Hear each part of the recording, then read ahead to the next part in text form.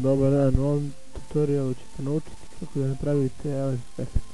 Idete file, new i podesite koje god hoćete veličine. Uglavnom stavite ovo da bude 8 bita i ok. Idete edit, fill, color i crnu boju stavite. Ok. Sada predstavite tekst koji god hoćete veličine stavite, to je nebitno. Ja stavio 110. Ukucite isto šta god hoćete.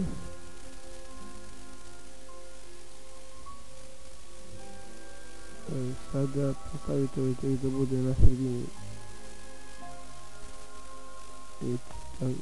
Sad idete ovdje na ovaj layer, desni klik i duplicate layer. Ok. Sad vidite na ovaj layer koji je prvi bio, znači gdje piše samo Photoshop, koji mene tako piše, koji si piše, znači uglavnom vidite sada na filter, stylize i wing, ok. I opet ok. Ovo ponovite još dva put, možete tako što ćete kliknuti na filter i wing, a možete tako što ćete na tastaturi pisati Ctrl+. Stavite opet filter, stylize wing i stavite ovdje from the left, ok.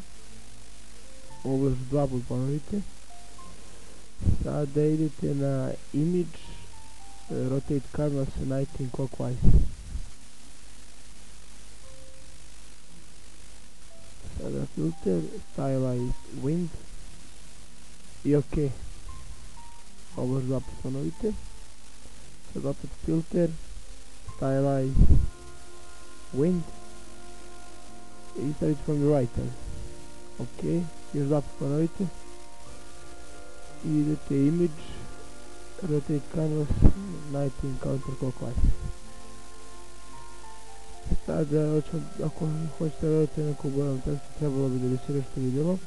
Idete novi layer, desni klik i blending options. I kliknite na color overlay. Sada je crvena boja i možete da postavite koju god boju hoćete.